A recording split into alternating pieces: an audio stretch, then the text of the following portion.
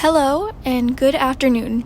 My name is Sarah, and this is my narrated presentation on a historically important volcanic eruption for my Natural Hazards and Disasters class, taught by Dr. Porter. For my presentation, I have chosen to research and report my findings on one of the most famous volcanic eruptions to ever take place, the eruption of Mount Vesuvius, or as it is more well known as in both scientific culture and pulp culture, the burial of the ancient city of Pompeii. Everyone has at least heard of Pompeii, but in a majority of discussions regarding the famous event, most only know about the event of the eruption. Not many people know about the events leading up to the eruption, the aftermath, and both the scientific and historical significance of the event. This is why I will be mainly focusing on these topics today. This image on the top right-hand corner of the screen here, this is the modern Mount Vesuvius as it looks today. The image just below is how the ruins of the city of Pompeii look today. Moving on to our first slide, this is mainly to focus on the basic information of the eruption so that we can better understand the information to follow. Mount Vesuvius is classified as a stratovolcano, also called a composite volcano. This means that Mount Vesuvius is conically shaped and built up by alternating layers of hardened lava and tephra, also known as strata. These specific types of volcanoes are characterized by a steep summit and explosive eruptions. Mount Vesuvius is located in Campania, a region in southern Italy that runs along the west coast. The volcano rises above the Bay of Naples, about 20 kilometers east of the city center. The famous eruption took place in 79 AD, and the volcano was approximately 8 kilometers distant from the city of Pompeii. Now what I want to focus on are the precursor events that built up to the famous eruption. A major earthquake took place around the Bay of Naples in 62 AD, causing major destruction to the city of Pompeii. A smaller earthquake followed in 64 AD, also causing major damage to the defenseless city. 4 days before the cataclysmic eruption in 79 AD, several minor earthquakes occurred. But since the residents living around Mount Vesuvius were so accustomed to minor shakes at the time, no one had any cause for concern. That, of course, would ultimately lead to major consequences. And now we have finally arrived to talking about the actual eruption. Like I have said several times, the eruption of Mount Vesuvius and subsequent destruction of the city of Pompeii took place in 79 AD. Although the exact date of the eruption is ultimately unknown, historians tend to agree that it took place on the 24th of October due to an unearthed charcoal inscription that was presumably made several days before the eruption. Around 1 p.m., eyewitnesses in Pompeii observed an umbrella-like cloud looming at the top of Mount Vesuvius.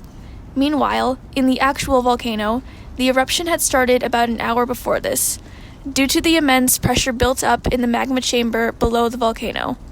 At around 7 p.m., pyroclastic currents were initiated, which continued overnight and occurred about 80 minutes apart. The following day, at daybreak, the eruptive column collapsed. A cloud of superheated tephra and gases was violently ejected from the volcano, reaching a total height of about 33 kilometers into the sky. Molten rock, pulverized pumice, and hot ash were ejected into the sky at around 1.5 million tons per second. Residents of Pompeii attempted to escape the city, but many never got the chance. At 7 a.m., the deadliest eruption occurred, being a pyroclastic current of hot gases and rock fragments. This current stayed strong for 9 hours and spread debris for 25 kilometers across. At around 8 p.m., the eruptions finally ceased. It is estimated that 2,000 people residing in Pompeii died in the 79 AD Mount Vesuvius eruption, with the remains of 1,500 of these individuals being recovered in the modern day. Now here, I would like to talk about the direct and indirect consequences that came from the explosion of Mount Vesuvius. Some direct consequences were the instant destruction and burial of the city of Pompeii.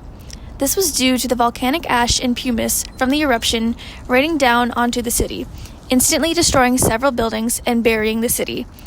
Yet, this ash and pumice also covered the city and its residents in what is essentially a blanket, which perfectly preserved the buildings and the bodies of those who were killed in the explosion.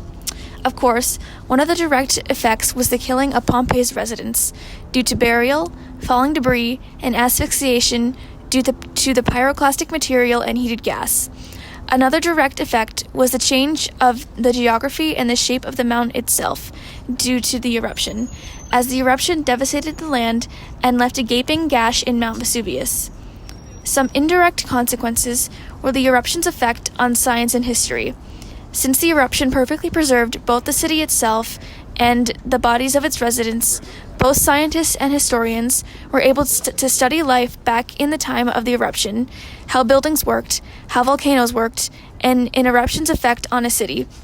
Another indirect consequence was how the burial of Pompey changed the political scene of the ancient Roman world. Pompey had rebelled against Rome in the past and was primed to do it again. The city's destruction removed any potential threat that the city may have further had against Rome. One last indirect consequence was the effect on the region surrounding Mount Vesuvius. The region was completely devastated, with crops being unable to grow, rain being toxic due to the ash clouds, and the same clouds covering the sun, leaving survivors hungry, poisoned, and freezing. The eruption of Mount Vesuvius and its destruction of Pompeii is one of the most historically and scientifically important volcanic events to date. If you were to ask anyone to name an ancient volcanic eruption, chances are they will say Pompeii. But why is that? Why is Pompeii so widely known today? Mainly, it is because of the perfect preservation of the city and its residents. Most ancient unearthed bodies, if modern scientists ever find any, are typically skeletons, due to body composition and time. The same can be said for ancient buildings, as time, natural weather, and typical wearing of materials will normally cause these buildings to fade to time. But because of the ash and pumice preserving the ancient bodies and buildings, we are able to observe and study these artifacts in a way that we are typically never able to. The preservation allows a snapshot in time, with horror being present on both the faces and body language of the preserved victims. The preserved buildings and landscape allow us to see what life was like for ancient Pompeians, what inventions they used, how they lived, etc. This preservation also has a significant impact on the scientific world, allowing us to see what the explosion of a volcano can do to a city, how to take proper precautions, allowing us to know more about how volcanoes work, etc. The eruption is also important because through the excavation of the city, we were able to evolve our tech to provide a safer, easier, and less damaging way to excavate important historical sites. Despite its most important eruption taking place nearly 2,000 years ago, Mount Vesuvius is still considered an active volcano today, with its last eruption taking place in 1944. Although it has remained dormant since then, scientists expect that it will one day erupt again. As such, the government of Italy has taken action to provide anticipatory and reactive responses if such an eruption were to take place again. Due to modern technology, citizens will be notified as soon as activity occurs, which is estimated to be about 2 weeks to 20 days before an eruption. An emergency evacuation of about 600,000 people will take place to ensure that they are all safe from any danger. Efforts are currently being made to reduce the population living in the red zone, the most dangerous place in the case of a Mount Vesuvius eruption, by demolishing unused buildings and offering financial incentive for people to move out of that area. The volcano is also closely monitored by extensive networks of seismic and gravimetric stations in order to measure ground movement and activity. Despite the volcano's low activity, those in charge will resume studying the volcano and providing escape plans in order to keep as many as they can safe. Here are all of my sources, and that is about it. Thank you for listening to my presentation.